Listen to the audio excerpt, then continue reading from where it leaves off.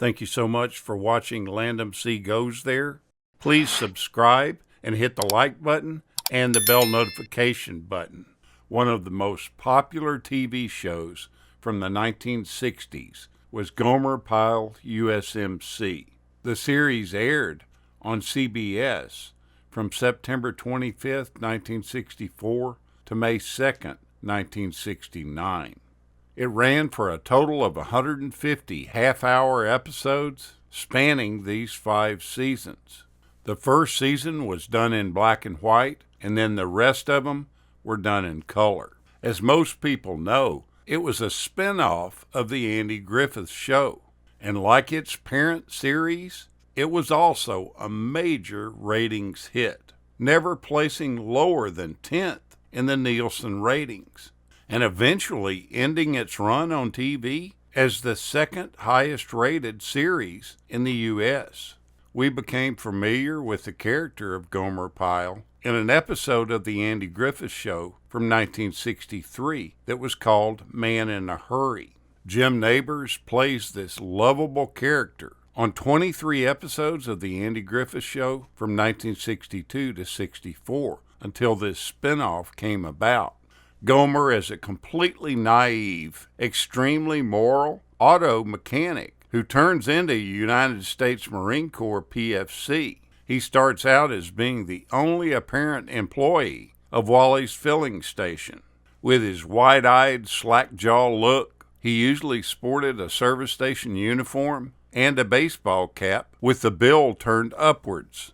And initially, he had a real scant knowledge of automobile mechanics. Gomer's Mayberry roots were evident in this spin-off series, where his countrified, backward nature served as the mainstay for the show's humor, making him a comic foil to the hard-nosed drill instructor, Sergeant Vince Carter, played by Frank Sutton.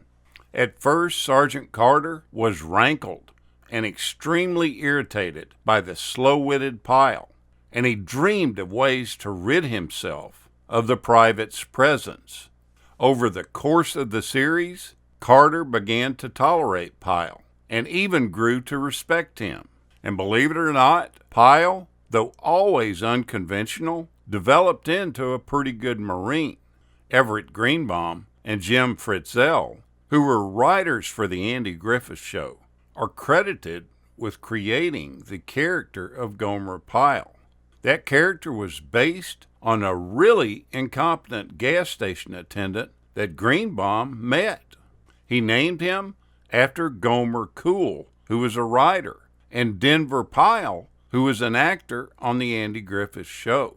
Jim Nabors was cast to play the role of Gomer. You see, he had been performing for a Santa Monica nightclub called The Horn when Andy Griffith walked in and discovered him.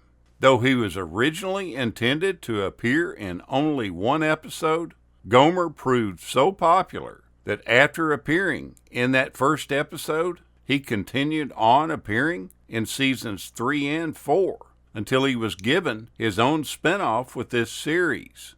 The pilot episode of Gomer Pyle U.S.M.C. was filmed in 1963 as part of The Andy Griffith Show, as the finale of the show's 4th season. The 1960s saw a turn to more mundane sensibilities of comedy due to the viewers' wishes for television programming to actually become a cultural antidepressant. The show of Gomer Pyle U.S.M.C. was a deep escapist show. It avoided political commentary and offered viewers a distraction from the social changes of the 1960s. The producer of the show, Sheldon Leonard, said that the U.S. Marine Corps gave them unlimited access to its equipment because it felt that the series would be good for the Corps' image. Jim Nabors himself said he always had difficulty watching the opening of the show because many of the men that you see in that opening sequence were actually killed in Vietnam. Although the series had a military setting and the Vietnam War was going on at the time, the war itself is never discussed in the show. At the beginning, CBS rejected the idea of the show. They felt that many of the female viewers would be put off by a show with a military theme. But Danny Thomas, who was the producer on the show, wasn't having any of this. He threatened to take the show to rival network NBC, and CBS quickly changed their mind.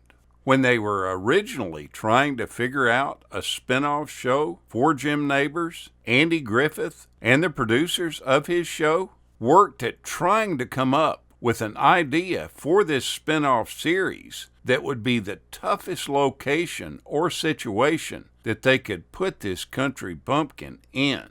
So they came up with the idea of having him join the U.S. Marine Corps. Although Gomer joining the Marines was originally depicted in that Andy Griffith Show episode finale for Season 4, this was apparently ignored when the series began filming its regular run. In the Griffith Show episode, the character of Sergeant Carter is introduced to both the audience and Gomer. Andy Taylor tells Carter a few tales about Gomer's family history and relations in hopes that he will treat him better.